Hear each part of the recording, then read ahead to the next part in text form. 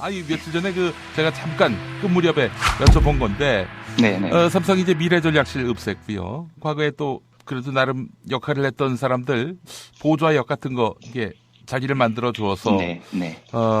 그래도 퇴임 이후에 적적하지 않게 네. 전관예우란 걸 해주었는데 그렇죠. 네, 네. 우리 재용군이 감옥 가면서 이 모든 게 다 네. 끊겼다는 소식 어떻게 그렇죠. 접하셨냐고 여쭤봤는데 오늘 네. 그 얘기 좀 상세히 해주신다고요.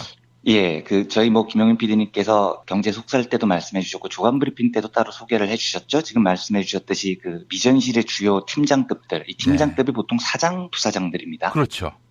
연봉 수억에서 수십억씩 받는 사람들이죠.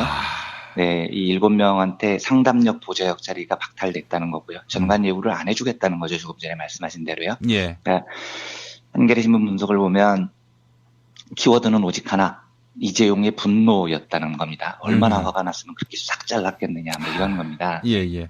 분노가 느껴집니다. 그러니까 연봉을 수억, 수십억씩 받고 있다가 내가 니들 이야기 믿고 있는데 나는 구속되는데 니들은 편하게 앉아있어? 뭐 이런 거겠죠. 예. 근데 이런 가집성 해고 이런 게 중요한 게 아니고요. 제가 이 문제를 이렇게 생각을 해보다가 갑자기 생각이 난 경제학 이론이 하나 있습니다. 예스맨 이론. 예스맨 시어리 이렇게 불리는 이론이 있어요. 오늘 그걸 소개를 해드릴까 합니다. 예. 과거에 한번 소개를 드린 기억이 있는데 현대 경제학에서는 굉장히 중요하게 다루는 분야가 정보경제학이라는 분야가 있습니다. 그러니까 원래 경제학에서는 사람이라는 존재가 너무너무 현명해서요. 자기의 이기심에 따라서 이해관계를 극대화하기 위해서 굉장히 현명한 결정을 내린다 이렇게 전제를 해요. 예. 근데 실제 보면 안 그렇죠. 이번에 촛불혁명 국면에서도 나타났듯이 대부분의 시민들은 생기는 것도 없고 돈도 안 벌리는, 오히려 돈을 낼 가능성이 높은 그 촛불 집회에 장장 20차례나 넘게 나갑니다. 예. 경제학적으로 보면은 전혀 현명하지 않은 행동인데도 사람들은 그 일을 한다는 겁니다. 예. 근데 정보경제학이라는 분야에서는 왜 인간이 이렇게 자기 이해관계를 극대화하는 일에 전념하지 않고요. 때로 엉뚱한 일을 하느냐, 그 이유를 정보가 부족해서라고 설명을 하는 경제학 분야입니다. 예를 들면 이 정보경제학 분야에서 제일 중요하게 다루는 이론이 주인 대리인 이론이라는 게 있어요. 예. 이제 얼핏 제목만 들으면 주인 대리인 이론에서 주인이 더 많은 주도권을 쥐고 있을 것 같잖아요. 근데 그게 아니고요. 예. 이 이론에서는 주인이 멍청한 사람으로 묘사가 됩니다. 사례를 들어보면 이렇습니다. 용민이라는 주인이 있어요. 그리고 이제 완배가 대리인입니다. 예. 근데 이제 주인인 용민이가 딸기맛 사탕을 먹고 싶었던 거죠. 그래서 대리인은 완배한테 3,000원을 줍니다. 그리고 야, 완배야 슈퍼마켓 가서 딸기맛 사탕 좀 사와라. 이렇게 시킨 겁니다. 근데 대리인 완배가 돈을 들고 슈퍼마켓을 갔는데 이 상황이 중요합니다. 실제로 슈퍼마켓에서 사탕을 고르는 완배는 사탕에 대한 정보를 다 알고 있습니다. 예. 슈퍼마켓에서 딸기맛 사탕을 파는지, 그걸 얼마에 파는지 이런 걸 다 직접 눈으로 보고 정보를 취득하죠. 그래서 대리인은 다 알아요. 근데 정작 딸기맛 사탕을 사오라고 시킨 주인 용민이는 그 슈퍼에서 어떤 사탕을 파는지, 얼마에 파는지 아무 정보가 없습니다. 이때 바로 정보경제학에서는 정보의 불균형이 생긴다고 가르치는 겁니다. 예. 이 정보 불균형 상황에서 어떤 일이 벌어질 수 있냐면요. 대리인이 주인의 뜻을 어기고 속이는 거예요. 그러니까 3,000원을 받았는데 1,000원 딸기맛 사탕이면 2,000원을 남겨가야 되잖아요. 예. 근데 어차피 주인은 모르니까요. 용민이는. 자기는 3,000원을 다 썼다고 주장을 하고 딸기맛 사탕이 3,000원이던데요 하고 2,000원을 먹어버리는 겁니다. 예. 그러면 주인 입장에서 뭐라 그러겠습니까? 슈퍼에서 딸기맛 사탕을 얼마에 파는지 자기는 못 봤잖아요. 그러니까 화를 낼 수도 없고 뭐 때릴 수도 없고 그냥 딸기맛 사탕을 3,000원짜리라고 믿고 먹을 수밖에 없는 거예요. 예. 그러니까 정보가 없는 주인은 대리인의 말을 믿을 수밖에 없다. 이게 바로 주인 대리인 이론의 핵심 모델입니다. 예. 이 정보 불균형이 나타나는 대표적 분야가 정치입니다. 그러니까 시민들이 주인이고요. 시민들을 대리해서 뽑힌 국회의원들이 바로 대리인인 겁니다. 근데 이 상황에도 심각한 정보 불균형이 존재하죠. 그러니까 대리인인 국회의원은 다 알아요. 내가 어떤 사람인지, 국민을 위해서 일을 할 사람인지, 자기 이속만 챙길 사람인지, 그러니까 좋은 놈인지 나쁜 놈인지를 다 알죠. 예. 그런데 그 일을 맡긴 주인은, 시민들은 그 사람에 대한 정보가 없는 거예요. 그러니까 국회의원이 갑자기 주인한테 와서 주인님이 저보고 재벌개혁하라고 뽑으셨잖아요. 근데 제가 정작 국회에 가보니까요. 그게 이런 이유로 불가능하더라고요. 그러니까 적당히 재벌하고 타협해야 될 것 같아요. 이렇게 속여버리면은요. 예. 주인이 어떻게 방법이 없는 겁니다. 실제로 국회에 우리는 가본 적이 없으니까요. 예. 정보가 없으니까 대리인이 하는 말을 믿을 수밖에 없죠. 그래서 그래? 그러면 뭐 재벌하고 타협해. 이렇게 속아버리는 겁니다. 이걸 이제 정보 불균형 상태라고 이야기를 하죠. 자, 그러면 이 상황을요, 이재용의 구속에 대입을 시켜보겠습니다. 예. 이재용이 뭐 뇌물 등 여러 혐의를 지금 입고 법정에 섰는데요. 당연히 내가 구속이 안 되게 해달라 이러면서 대리인들을 내세웠겠죠.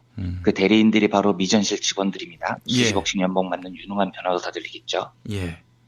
이 상황에서도 심각한 정보 불균형이 존재합니다. 왜냐하면 주인인 이재용은 법을 몰라요. 지금 이 상황이 내가 구속될 상황인지 풀려날 상황인지 모릅니다.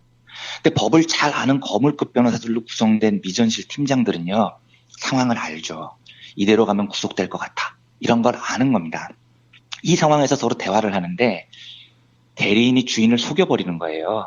부회장님 절대 구속 안 되십니다. 걱정하지 마세요. 무죄를 주장하세요. 전부 부인하세요.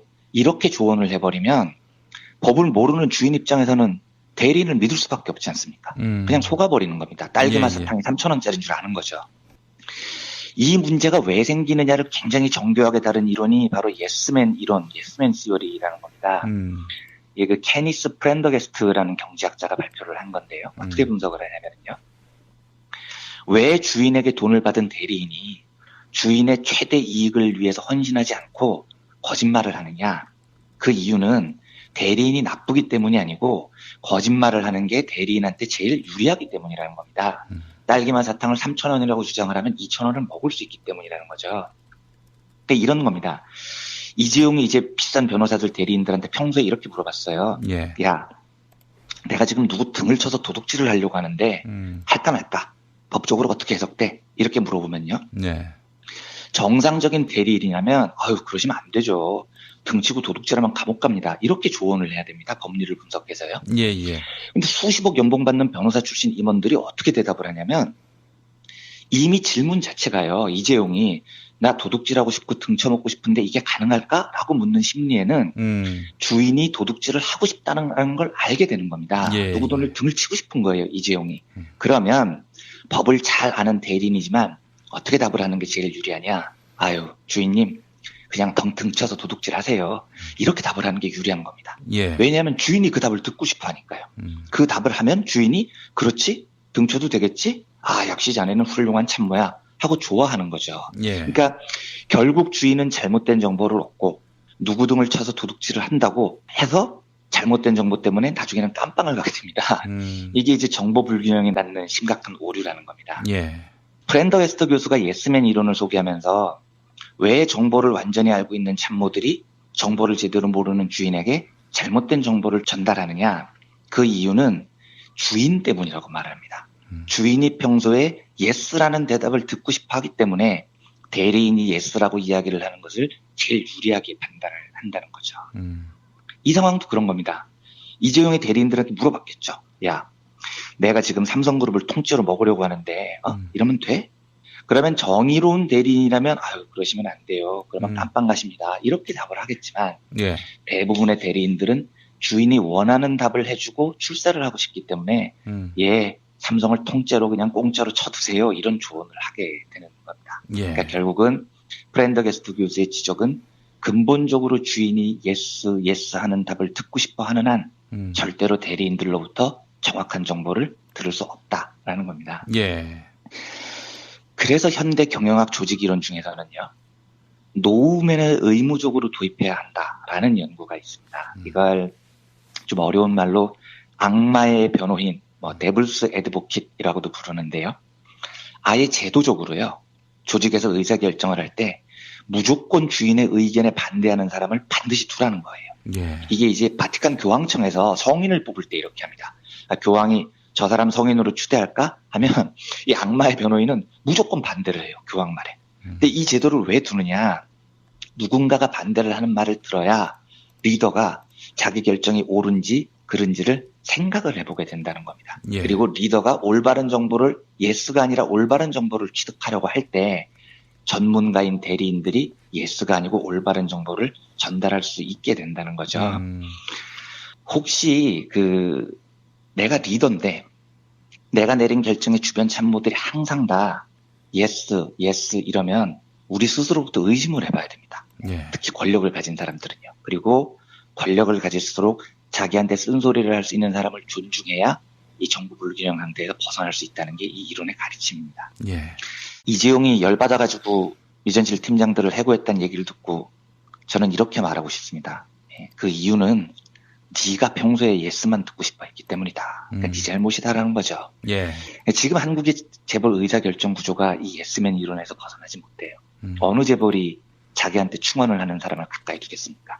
다 자기가 듣고 싶은 이야기만 들으려고 하겠죠. 예. 그러면 그게 족쇄가 돼서 결국은 잘못된 정보를 얻고 본인마저 깜빡하게 되는 슬픈 결과를 낳는 겁니다. 그래서 한국 기업이나 정치나 좀 보다 나은 의사결정 구조를 가지기 위해서는 예스맨이 아니고 노우맨을 받아들일 수 있는 이런 문화가 필요하다는 생각이 들어서 예. 오늘은 예스맨 이론이라는 것을 소개해드렸습니다. 아이고 참 예스맨의 네. 무덤이 됐군요, 우리 삼성이. 그렇죠. 네. 아니 우리 이완배 기자님은 네. 동아일보 다니실 때 네. 예스맨은 아니었을 것 같은데. 저는 아니었다고 생각합니다. 네. 그러니까 제가 또라이라고 소문이 났었겠죠? 저는 예스맨이었습니다. 그러실리가요? 대단한 예스맨이었고요. 그래서 우리 사장님들이 저 때문에 굉장히 큰 충격을 받았을 겁니다. 아니, 그렇게 말씀하시면 제가 뭐가 됩니까? 아니, 저도 깊이 반성하면서, 예. 근데 사실은 그때는 네. 몰랐죠. 사장이 굉장히 좋은 일 많이 하는 분으로 생각을 했었는데, 네. 객관적으로 시야를 넓혀서 보니까, 그게 아니더라고요. 네. 예, 근데 네. 뭐, 제가 얘기한 건 다 20대 때 얘기입니다. 네. 철 모르던 시절의 얘기인데, 네.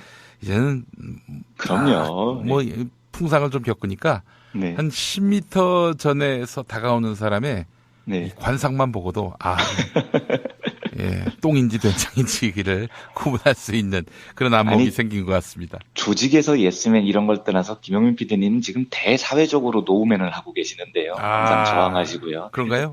자유한국당원인데. 예. 깜빡 잊었습니다. 예. 저도 자꾸 PD님의 그 정체성을 자꾸 까먹게 되네요. 예, 그러면 안 됩니다. 예. 네, 제가 그 마지막으로 예. 자유당원이신 김용민 PD님께 주제넘게 아주 짧은 조언이나 충고를 한마디 아이고, 드릴까요? 좋습니다. 예, 예, 예. 네. 화이팅 하십시오. 파이팅! 알겠습니다. 파이팅 하겠습니다. 예. 자, 이완배 기자님, 말씀 잘 들었습니다. 네, 감사합니다. 네, 말씀하신 대로요. 예. 그러니까 한겨레 신문 분석을 보면 키워드는 오직 하나, 이재용의 분노였다는 겁니다. 얼마나 화가 났으면 그렇게 싹 잘랐겠느냐, 뭐 이런 겁니다. 예, 예. 분노가 느껴집니다. 그러니까 연봉을 수억, 수십억씩 받고 있다가 내가 니들 이야기 믿고 있는데 나는 구속되는데 니들은 편하게 앉아있어? 뭐 이런 거겠죠. 예. 근데 이런 뭐 가십성 해고 이런 게 중요한 게 아니고요. 제가 이 문제를 이렇게 생각을 해보다가 갑자기 생각이 난 경제학 이론이 하나 있습니다. 예스맨 이론, 예스맨 시어리 이렇게 불리는 이론이 있어요. 오늘 그걸 소개를 해드릴까 합니다. 예. 과거에 한번 소개를 드린 기억이 있는데 현대 경제학에서는 굉장히 중요하게 다루는 분야가 정보경제학이라는 분야가 있습니다. 그러니까 원래 경제학은 얼마에 파는지 이런 걸 다 직접 눈으로 보고 정보를 취득하죠. 그래서 대리인은 다 알아요. 근데 정작 딸기맛 사탕을 사오라고 시킨 주인 용민이는 그 슈퍼에서 어떤 사탕을 파는지 얼마에 파는지 아무 정보가 없습니다. 이때 바로 정보경제학에서는 정보의 불균형이 생긴다고 가르치는 겁니다. 예. 이 정보 불균형 상황에서 어떤 일이 벌어질 수 있냐면요. 대리인이 주인의 뜻을 어기고 속이는 거예요. 그러니까 3,000원을 받았는데 1,000원 딸기맛 사탕이면 2,000원을 남겨가야 되잖아요. 예. 근데 어차피 주인은 모르니까요. 용민이는. 자기는 3,000원을 다 썼다고 주장을 하고 딸기맛 사탕이 3,000원이던데요 하고 2,000원을 먹어버리는 겁니다. 예. 그러면 주인 입장에서 뭐라 그러겠습니까? 슈퍼에서 딸기맛 사탕을 얼마에 파는지 자기는 못 봤잖아요. 그러니까 화를 낼 수도 없고 뭐 때릴 수도 없고. 아니 며칠 전에 제가 잠깐 그 무렵에 여쭤본 건데 네네. 삼성이 이제 미래전략실 없앴고요. 과거에 또 그래도 나름 역할을 했던 사람들 보좌역 같은 거 이게 자리를 만들어 주어서 네. 그래도 퇴임 이후에 적적하지 않게 네. 전관예우란 걸 해주었는데 그렇죠. 네. 우리 재용군이 감옥 가면서 이 모든 게 다 네. 끊겼다는 소식 어떻게 그렇죠. 접하셨냐고 여쭤봤는데 오늘 그 네. 얘기 좀 상세히 해주신다고요. 예, 저희 김용민 PD님께서 경제 속설 때도 말씀해 주셨고, 조간 브리핑 때도 따로 소개를 해 주셨죠? 지금 말씀해 주셨듯이 미전실의 주요 팀장급들, 이 팀장급이 보통 사장, 부사장들입니다. 그렇죠. 연봉 수억에서 수십억씩 받는 사람들이죠. 네, 이 7명한테 상담력 보좌역 자리가 박탈됐다는 거고요. 전관 예우를 안 해주겠다는 거죠. 주급에서는 사람이라는 존재가 너무너무 현명해서요. 자기의 이기심에 따라서 이해관계를 극대화하기 위해서 굉장히 현명한 결정을 내린다. 이렇게 전제를 해요. 예. 근데 실제 보면 안 그렇죠. 이번에 촛불혁명 국면에서도 나타났듯이 대부분의 시민들은 생기는 것도 없고 돈도 안 벌리는, 오히려 돈을 낼 가능성이 높은 그 촛불 집회에 장장 20차례나 넘게 나갑니다. 예. 경제학적으로 보면은 전혀 현명하지 않은 행동인데도 사람들은 그 일을 한다는 겁니다. 예. 근데 정보경제학이라는 분야에서는 왜 인간이 이렇게 자기 이해관계를 극대화하는 일에 전념하지 않고요. 때로 엉뚱한 일을 하느냐. 그 이유를 정보가 부족해서라고 설명을 하는 경제학 분야입니다. 아. 예를 들면 이 정보경제학 분야에서 제일 중요하게 다루는 이론이 주인 대리인 이론이라는 게 있어요. 예. 이제 얼핏 제목만 들으면 주인 대리인 이론에서 주인이 더 많은 주도권을 쥐고 있을 것 같잖아요. 근데 예. 그게 아니고요. 예. 이 이론에서는 주인이 멍청한 사람으로 묘사가 됩니다. 이 사례를 들어보면 이렇습니다. 용민이라는 주인이 있어요. 그리고 이제 완배가 대리인입니다. 예. 근데 이제 주인인 용민이가 딸기맛 사탕을 먹고 싶었던 거죠. 그래서 대리인은 완배한테 3,000원을 줍니다. 그리고 야, 완배야 슈퍼마켓 가서 딸기맛 사탕 좀 사와라. 이렇게 시킨 겁니다. 근데 대리인 완배가 돈을 들고 슈퍼마켓을 갔는데 이 상황이 중요합니다.